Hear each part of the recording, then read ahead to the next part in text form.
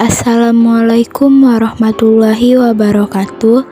Perkenalkan, saya Marina Puspita Ayuni dengan teman saya Ambarwati Wibowo dengan NIM C1A021220 dan C1A021203 dari kelas RE006 Prodi Ekonomi Pembangunan Fakultas Ekonomi dan Bisnis Universitas Jambi.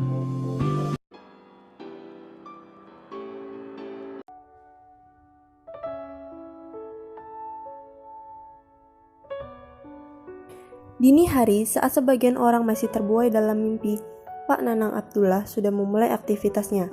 Ia harus bergegas menuju pasar untuk membeli segala keperluan berjualan cilok ayam. Pasar Rauh yang terletak di pusat kota Serang ini memang menjadi satu-satunya tempat terdekat bagi Pak Nanang untuk bisa mendapatkan bahan-bahan membuat cilok.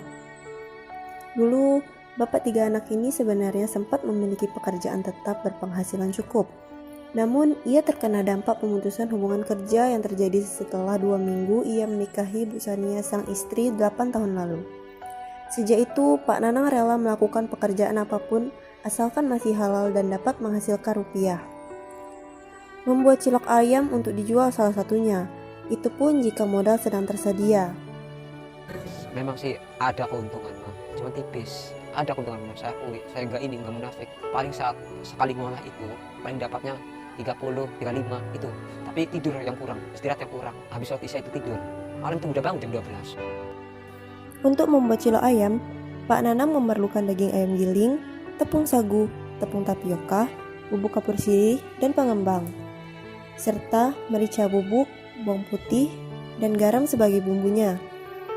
Mula-mula Pak Nanang menghaluskan bawang putih beserta garam secukupnya. Selanjutnya, ia mencampur semua bahan menjadi satu.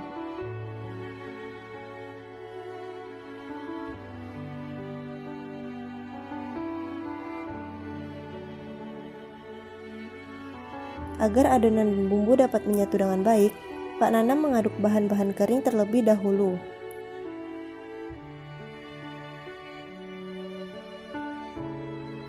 Baru kemudian ia mencampurnya dengan daging ayam giling sambil menambah air sedikit demi sedikit hingga seluruh bahan dan bumbu tercampur rata. Setelah mendapatkan adonan dengan kekenyalan yang diinginkan, langkah selanjutnya adalah mencetak adonan.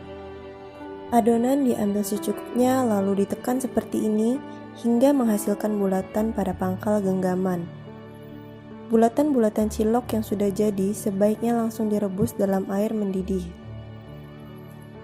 Proses perebusan ini tidak memerlukan waktu lama, cukup sekitar 5 menit saja, atau hingga cilok mengambang ke permukaan.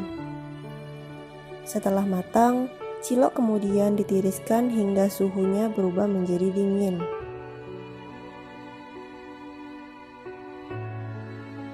Jika sangat kerepotan, Pak Nanang juga mengikutsertakan Bu Sania sang istri untuk membantunya menyiapkan perlengkapan jualan sebagaimana yang ia mampu.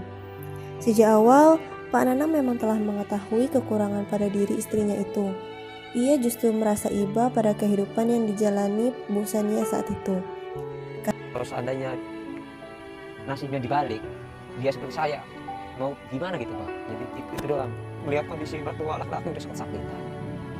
Lihat orang mertua perempuan juga, kalau udah enggak lari-lari, kalau ada bus itu kan lari-lari, sehingga dia kasihan banget sampai jatuh.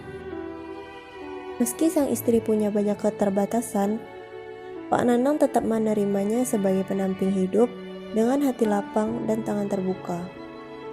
Ilmu membuat dan berjualan cilok ini awalnya Pak Nanang pelajari dari sang kakak yang tinggal di Bekasi, Jawa Barat.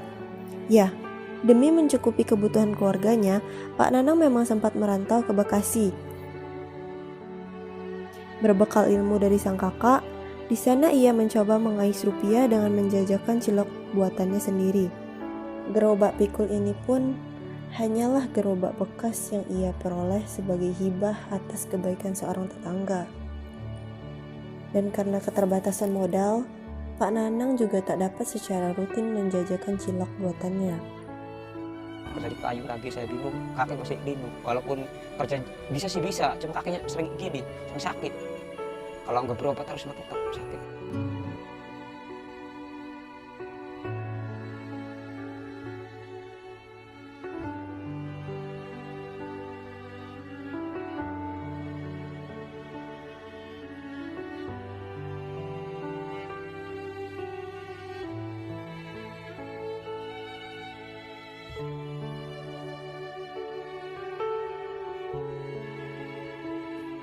Sebenarnya, dari hasil berjualan cilok pun tak banyak yang dapat Pak Nanang peroleh. Apalagi, dulu ia pun harus membagi pendapatannya itu untuk menghidupi sang mertua yang telah renta. Terutama saat mertuanya itu jatuh sakit karena demam berdarah, hingga akhirnya dipanggil sang pencipta beberapa bulan lalu. Keuntungan ya paling buat makan doang. Gak ada lagi, mau apa istilah nabung, kayaknya sulit banget Mbak. Sulit lah, satu itu kan saya waktu dulu kan tabungannya itu banyak. Secara fisik, busanya memang tak nampak memiliki kekurangan. Namun perilakunya seringkali tak sesuai dengan umurnya yang saat ini memasuki tahun ke-30. Jika Pak Nanang sang suami tak memintanya melakukan sebuah pekerjaan, tak muncul inisiatif dari diri Busania untuk melakukannya, termasuk dalam mengurus rumah. Di samping itu, Pak Nanang pun harus memperlakukan Busania dengan sangat hati-hati. Jika sang istri sedang tidak berkenan, maka emosi Busania dapat meluap dan mudah tersulut amarah. Meski penat melanda, tanpa banyak bicara, ia lantas turun tangan sendiri mengendalikan situasi. Kayaknya ya semua juga nggak mau kayaknya, anak mau ya bakal ke depannya gimana gitu, pasti nggak mau. Cuman udah kayak gitu gimana? Ibaratnya nasi udah jadi bubur gimana? Saya nggak mungkin. Apalagi saya udah ikhlas lah istilahnya, menerima apa adanya.